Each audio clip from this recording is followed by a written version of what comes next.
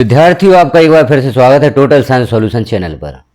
आपका चैनल आपको आपकी परीक्षा में उपयोगी महत्वपूर्ण प्रश्नों के उत्तर उपलब्ध कराता है।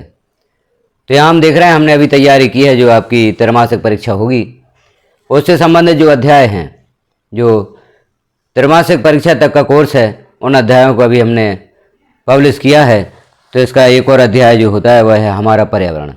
इसके प्रश्नों के उत्तर भी आपको तैयार करना है जो आपकी त्रैमासिक परीक्षा में इस अध्याय से संबंधित प्रश्नों के उत्तर पूछे जा सकते हैं।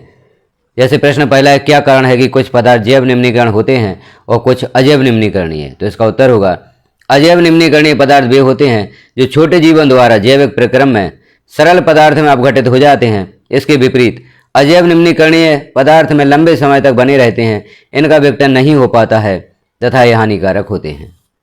अगला प्रश्न है, ऐसे दो तरीके सुझाइए जिनमें जैव निम्नीकरणीय पदार्थ पर्यावरण को प्रभावित करते हैं। तो इसका उत्तर होगा, पहला है, जैविक पदार्थ के अपघटन से वातावरण बदबूदार हो जाता है और इनके अपघटन के दौरान कुछ विषैली गैसें उत्पन्न होती हैं जैसे कार्बन डाइऑक्साइड, ये पर्यावरण को दूषित करती हैं। अगला प्रश्न है, ऐसे दो तरीके बताइए जिनमें अजैव निम्नीकरणीय पदार्थ पर्यावरण को प्रभावित करते हैं। तो इसका उत्तर, अजैव निम्नीकरणीय पदार्थ अपघटित ना होकर या अपघटित ना हो पाने के कारण पर्यावरण में लंबे समय तक रहते हैं तथा पर्यावरण को दूषित करते हैं।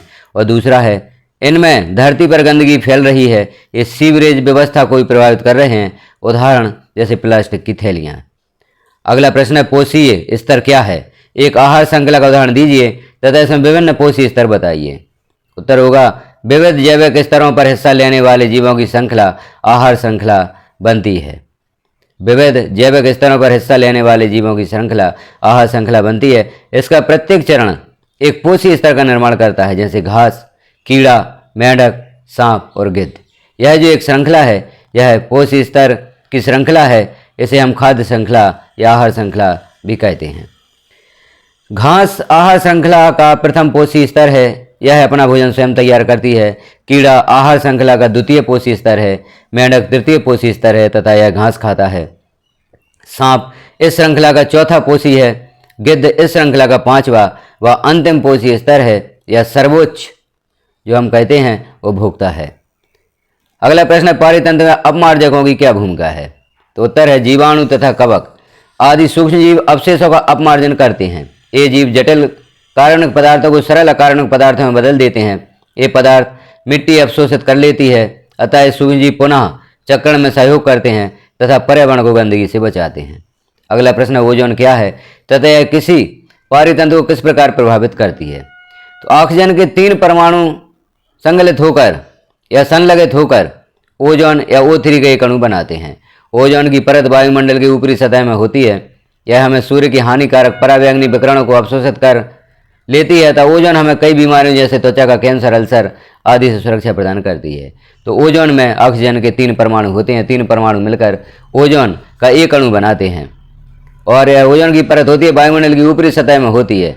हानिकारक परावैंगनी विकिरण जो सूर्य के होते हैं उनसे हमारी रक्षा करती है और त्वचा का कैंसर, अल्सर आदि से सुरक्षा प्रदान करती है।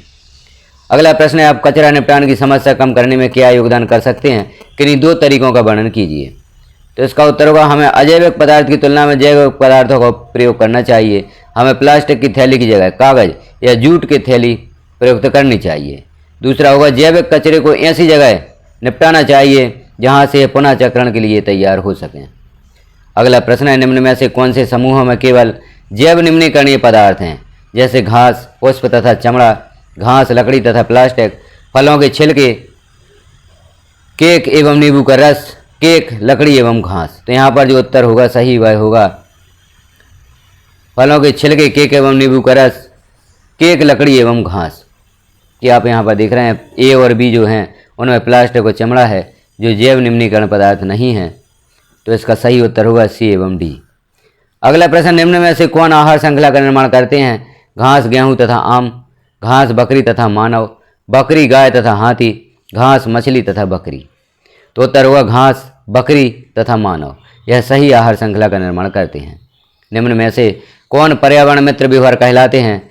जैसे यहाँ पर 4 जो वाक्य दिए गए हैं, बाजार जाते समय सामान के लिए कपड़े का थैला ले जाना, कार्य समाप्त हो जाने पर लाइट या बल्ब तथा पंखे का स्विच बंद कर देना, माँ द्वारा स्कूटर से विद्यालय छोड़ने के बजाय तुम्हारा विद्यालय तक पैदल जाना या उपरोक्त सभी।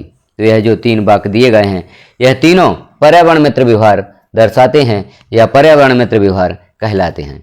बाजार जाते समय हमें कपड़े का थैला ले जाना चाहिए। कार्य समाप्त हो जाए तो हमें लाइट का बल्ब या पंखे का स्विच बंद कर देना चाहिए। और माँ यदि स्कूल जो हमें विद्यालय छोड़ने जाती है, बच्चों को विद्यालय छोड़ने जाती है, तो स्कूटर की बजाय पैदल भी जा सकते हैं। तो इससे पर्यावरण प्रदूषण कम होगा, पर्यावरण स्वच्छ रहेगा। तो यह तीनों पर्यावरण मित्र व्यवहार कहलाते हैं। तो उत्तर होगा उपरोक्त सभी। अगला प्रश्न क्या होगा यदि हम एक पोषी स्तर के सभी जीवों को समाप्त कर दें या मार डालें। तो उत्तर होगा आहार श्रृंखला का प्रत्येक पोषी स्तर महत्वपूर्ण है। यदि हम एक पोषी स्तर के जीवों को समाप्त कर दें तो अगले स्तर के जीवों को भोजन नहीं होगा और वे भूखे मरेंगे तथा पर्यावरण का संतुलन बिगड़ जाएगा। खाद्य श्रृंखला में ऊर्जा का प्रवाह खत्म हो जाएगा। अगला प्रश्न है क्या किसी पोषी स्तर के सभी सदस्यों को हटाने का प्रभाव भिन्न भिन्न पोषी स्तरों के लिए अलग अलग होगा। क्या किसी पोषी स्तर के जीवों को पारितंत्र को प्रभावित किए बिना हटाना संभव है। तो उत्तर होगा नहीं, यह प्रभाव भिन्न भिन्न नहीं होगा। किसी भी एक पोषी स्तर के प्रभावित होने पर सभी स्तर एक समान रूप से प्रभावित होंगे। इसके अतिरिक्त किसी भी पोषी स्तर के जीवों को हटाने पर पारितंत्र प्रभावित होता है। प्रत्येक पोषी स्तर अपने से निचले एवं ऊपरी दोनों ही स्तरों को समान रूप से प्रभावित करता है। अगला प्रश्न है जैव आवर्धन क्या है। क्या पारितंत्र के विभिन्न स्तरों पर जैविक आवर्धन का प्रभाव भी भिन्न भिन्न होगा। तो उत्तर होगा आहार श्रृंखला में रासायनिक अजैविक पदार्थ का अत्यधिक मात्रा में संचित होना जैव आवर्धन कहलाता है। इसकी सर्वाधिक मात्रा मानव में पाई जाती है। भिन्न स्तरों का जैविक आवर्धन भी भिन्न है। यह मात्रा स्तरों में ऊपर की ओर बढ़ती है। अगला प्रश्न है हमारे द्वारा उत्पादित अजैव निम्नीकरण कचरे से कौन सी समस्याएं उत्पन्न होती हैं। तो हमारे द्वारा उत्पादित अजैव निम्नीकरणीय कचरे से पर्यावरण प्रदूषित होता है, ये विघटित नहीं होते, अतः उनके निपटान की समस्या भी आती है। ये अनेक समस्याएं उत्पन्न करते हैं जैसे पारितंत्र के सदस्यों का ह्रास करते हैं, जैव आवर्धन निर्मित करके उससे वृद्धि करते हैं, जल भूमि तथा वायु प्रदूषण फैलाते हैं। अगला प्रश्न है यदि हमारे द्वारा उत्पादित सारा कचरा जैव निम्नीकरणीय हो तो क्या इनका हमारे पर्यावरण पर कोई प्रभाव नहीं पड़ेगा। उत्तर होगा जैव निम्नीकरणीय कचरा एक सीमित समय तक ही पर्यावरण को प्रदूषित करता है। इसके पश्चात नष्ट होने पर समाप्त हो जाता है तथा पुनः चक्रण में भी उपयोगी है। इनके विघटन के पश्चात वातावरण में बदबू तथा विषैली गैसें उत्पन्न होती हैं। अगला प्रश्न है ओजोन परत की क्षति हमारे लिए चिंता का विषय क्यों है। इस क्षति को सीमित करने के लिए क्या कदम उठाए गए हैं। तो उत्तर होगा ओजोन परत या O3 सूर्य की हानिकारक पराबैंगनी विकिरणों से हमारी रक्षा करती है। इसकी क्षति से ये विकिरणों को धरती तक पहुंचकर त्वचा के रोग तथा त्वचा का कैंसर उत्पन्न करता है, अतः हमारे लिए चिंता का विषय है। क्लोरोफ्लोरोकार्बन जिनका उपयोग रेफ्रिजरेटर एवं अग्निशामक में होता है ओजोन को क्षति पहुंचा रहे हैं। इस क्षति को सीमित करने के लिए हमें क्लोरोफ्लोरोकार्बन तथा रासायनिक पदार्थ का उपयोग कम से कम करना चाहिए। तो इस प्रकार ओजोन परत की क्षति हमारे लिए चिंता का विषय है, क्योंकि ओजोन की जो परत होती है वह सूर्य की पराबैंगनी किरणों से हमारी रक्षा करती है। सूर्य की पराबैंगनी किरणें हमारे शरीर पर कई प्रकार के रोग उत्पन्न कर सकती है, जैसे त्वचा का कैंसर, अल्सर आदि। तो ओजोन परत की हमें रक्षा करना है। इसके लिए क्लोरोफ्लोरोकार्बन इसका उपयोग रेफ्रिजरेटर एवं अग्निशामक में होता है, इसका उपयोग हमें कम करना है। यही ओजोन परत को क्षति पहुंचा रहे हैं। तो इस प्रकार से हमने देखा हमारा पर्यावरण से संबंधित प्रश्नों के उत्तर जो आपकी तिमाही परीक्षा है, तिमाही परीक्षा हेतु यह अध्याय महत्वपूर्ण है। तो इस अध्याय के प्रश्नों के उत्तर आप तैयार करें और अपनी परीक्षा की तैयारी करें। यदि इस अध्याय को अभी आप तैयार कर लेते हैं तो वार्षिक परीक्षा में भी आपको परीक्षा की तैयारी करने हेतु आसानी होगी। तो जो भी यहाँ पर अध्याय पब्लिश किए जा रहे हैं, प्रश्नों के उत्तर पब्लिश किए जा रहे हैं, उन्हें क्रमशः आप तैयार करते जाएं तो वार्षिक परीक्षा की तैयारी आपकी बहुत ही अच्छे से हो जाती है। इस प्रकार से अन्य अध्यायों के प्रश्नों के उत्तर देखने के लिए आप चैनल पर विजिट करते रहें।